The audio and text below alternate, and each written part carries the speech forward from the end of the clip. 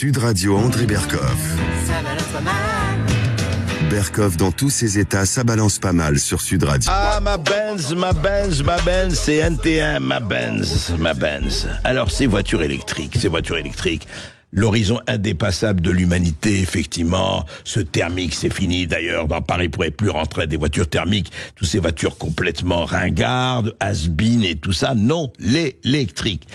Mais alors, en ce moment, un certain nombre de questions sont posées et des associations, notamment cette association Halte à l'obsolescence programmée, affirment que la plupart des véhicules électriques seraient difficiles, voire impossibles à réparer.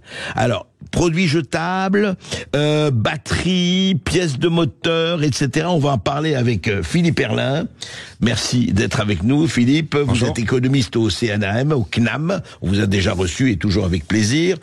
Philippe Herlin, alors effectivement, on parle batterie, on parle terres rares, on parle de... Est-ce que vraiment... on parlera aussi du prix de ces voitures, mais est-ce que, du point de vue à la fois de la pollution, du point de vue de la durabilité, qu'est-ce qui se passe? On voit actuellement qu'il y a une espèce, non pas de contre-offensive, mais quelque chose vis-à-vis de la voiture électrique qui ne s'annonce pas aussi rose qu'avant. Oui, c'est-à-dire c'est un rapport qui est très intéressant, qui est très documenté, qui a été fait par l'association, donc comme vous l'avez dit, HOP, Halte à l'obsolescence programmée, et qui montre par exemple, en fait que par exemple la moitié des constructeurs de véhicules électriques, les batteries on ne peut pas les changer. Par exemple sur toutes les Tesla, au-dessus des batteries, il coule une sorte de mousse qui fait qu'on ne peut pas décider de changer une cellule ou l'autre, par exemple. Et donc, s'il y a eu un choc... Je veux dire, on peut jamais changer la batterie. On peut pas toucher à la batterie. Toucher à la batterie, d'accord. C'est la moitié des constructeurs, on peut changer des cellules. Par exemple, s'il y a eu un choc qui a abîmé une partie de la batterie, à ce moment-là, on peut changer quelques cellules et puis la voiture remarche. Sur une Tesla, c'est pas possible. Une Tesla est la moitié des constructeurs, donc ça veut dire qu'on met la voiture à la benne, quoi. Donc voilà, donc en termes de réparabilité, c'est pas terrible. Oui. Il y a un autre phénomène aussi que montre ce rapport qui est très intéressant, c'est ce qu'on appelle le gigacasting, c'est-à-dire le fait de tout mouler d'un seul bloc.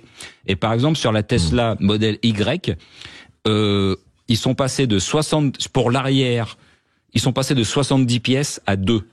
Voilà, c'est-à-dire que le toit, tout l'arrière, voilà. Et en fait, c'est des grandes presses. Alors, il y a deux gros boules pour le faire, quoi. Voilà. Donc, c'est des presses qui coûtent assez cher, mais en fait, c'est très rentable sur la durée. Et donc, de plus en plus de constructeurs de voitures électriques s'y mettent. Et donc, ça veut dire que s'il y a un petit choc sur la carrosserie, ça devient très compliqué à réparer, parce que si on n'arrive pas à taper de l'autre côté pour remettre ça droit, il faut changer une partie énorme de la carrosserie. Et donc, c'est des coûts très importants.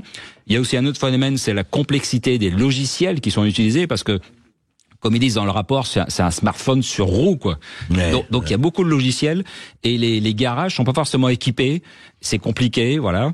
Et puis l'autre élément aussi qui compte, c'est que il y a beaucoup de composants électriques qui sont difficiles à trouver ou qui sont plus produits. Et ça rend aussi très complexe le changement de pièces. Donc ça fait des voitures qui ne sont difficilement réparables, alors qu'il faut savoir qu'une voiture thermique, elle a une durée de vie de 19 ans en moyenne. En moyenne, ça veut dire qu'il y en a qui font beaucoup plus. Oui, la voiture old style, comme on dit, old school. Et celle-là, on peut la réparer. Les voitures électriques. Alors certaines voitures électriques ont une durée, on ne sait pas. Enfin, alors c'est encore un peu tôt parce qu'on commence à en vendre beaucoup maintenant, mais c'est sûr que ce sera nettement inférieur à 19 ans. Et ça pose un vrai problème, ne serait-ce que d'accès à la voiture, parce que en France, aujourd'hui, sur la voiture thermique, 75% des ventes, c'est de l'occasion. Parce qu'il y a beaucoup de gens qui peuvent pas se payer une voiture neuve. Et donc, ils achètent une voiture d'occasion. Donc, si la voiture électrique est trop chère, ça veut dire que des gens ne pourront plus accéder à l'automobile. Et à la mobilité, ce qui est pas possible, parce qu'il y a 86% des foyers français qui possèdent une voiture et 95% aux zones rurales. Donc la voiture, c'est absolument nécessaire quand on n'habite pas dans un centre-ville, évidemment. Et actuellement, d'ailleurs, le prix des voitures électriques, c'est minimum 21 000 euros. Et le prix moyen, c'est quoi? C'est 35 000, 40 000, Philippe Herlin, grosso modo 30 000? Ouais, c'est plutôt cet ordre-là. 30 000, et puis ce qui se passe aussi, c'est que les aides diminuent et on voit le marché. Alors, même au-delà de la question de la réparabilité, on voit que le marché de l'électrique commence à plafonner, aussi bien en Europe qu'aux États-Unis. En Europe, les prévisions pour 2024, c'est seulement 5% de hausse. ce qui est un chiffre ridicule. Il y a actuellement seulement 13% du parc automobile européen qui est constitué de voitures électriques. Aux États-Unis, c'est 7% du parc seulement. Et on commence à plafonner. Et ça, c'est extrêmement inquiétant. Mais en même temps, ils peuvent dire qu'en 35, puisque c'est pour 2035, fini les voitures thermiques. Évidemment, ça rend cet objectif complètement impossible, quoi. Ben oui. Et ça plafonne pourquoi? Parce qu'on se rend compte qu'on a touché les clientèles qui étaient intéressées, c'est-à-dire un peu les jeunes urbains avec niveau de vie élevé, plus les gens qui le prennent en deuxième voiture. Ce qu'on remarque en France, il y a à peu près 9 voitures électriques sur 10 qui sont des deuxièmes voitures, qu'on utilise pour aller au travail, par exemple. Puis quand on part en vacances, on prend la voiture thermique. Et à peu près 9 voitures électriques sur 10 qui sont rechargées à domicile. Comme ça, on n'a pas le problème de trouver une borne, parce que ça rend les choses extrêmement complexes et tout ça. Voilà. Et donc, on a atteint ces clientèles-là. Et maintenant, il faut convaincre d'autres types de clientèle, des gens qui ont quand même un peu moins de pouvoir d'achat, des gens qui utilisent leur voiture de façon plus importante, notamment toute la France qui est pas dans les villes. Et ces gens-là, on n'arrive pas à les convaincre. Même avec les aides, même en mettant le prix de la voiture électrique qui le ramène quasiment au prix d'une voiture thermique neuve, on n'arrive pas à convaincre les gens. Et ça pose un vrai problème et ça montre que cet objectif de 100% de voitures électriques en 2035, il devient complètement irréaliste. Enfin, c'est impossible. Et sans parler, Philippe Herrlin, pour finir avec cela, de la pollution engendrée par les batteries quand on sort les batteries, parce que il y a un vrai problème de pollution qui dure, non pas sur la voiture elle-même, bien sûr, mais sur la batterie. Oui, alors là, on parle des contraintes en termes des clientèles, mais si on élargit à toute la fabrication des voitures, en termes de métaux rares, c'est aussi impossible, parce qu'il faudrait trouver des quantités de lithium et de métaux rares qui sont pas accessibles aujourd'hui. Il y a aussi le problème des bornes, parce que si on vend de voitures électriques, il faut qu'il y ait des bornes partout, y compris dans les zones. Elles sont pas encore là pour le moment. Il y en a pas encore suffisamment. En Allemagne, Scholz a promis 1 million de bornes, il y en a que 100 000. En France, on est à peu près à 100 000 aussi.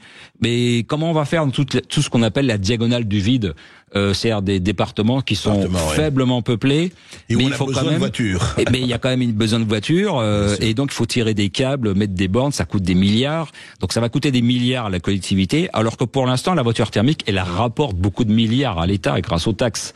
Donc d'un côté il va se priver de taxes, et d'autre côté il va falloir investir des sommes délirantes, ne serait-ce que pour installer des bornes. Donc on se rend compte que cet objectif il est plus tenable aujourd'hui, quoi. Et on fait des hubs gigantesques au nord de la France actuellement avec les Chinois. On est en train de préparer la grande révolution. On se demande si ce sera pas la grande implosion. C'est bien ça. Oui, voilà, on fabrique des usines de batteries, mais dont la plupart des matériaux et des valeurs ajoutées, elles viennent de Chine. En France, on fait de l'assemblage, donc ça crée assez peu d'emplois. Et de toute façon, c'est une industrie où la Chine a pris énormément d'avance. Donc si on continue dans cette voie, on va tuer l'industrie automobile européenne au profit d'importations chinoises. Donc ce sera en plus une catastrophe pour le secteur automobile. Intéressant de voir effectivement, comme d'habitude, cocu, battu et content. Merci Philippe Herrlin. Merci Philippe Herrlin d'avoir été avec nous. Je rappelle que vous êtes économiste au CNAM. On va marquer une courte pause sur Sud Radio pour les perles, les huées et les bravos d'André Berkoff. À tout de suite sur Sud Radio. Super. Sud Radio. Sud Radio. Parlons vrai. Parlons vrai. Sud Radio. Parlons vrai.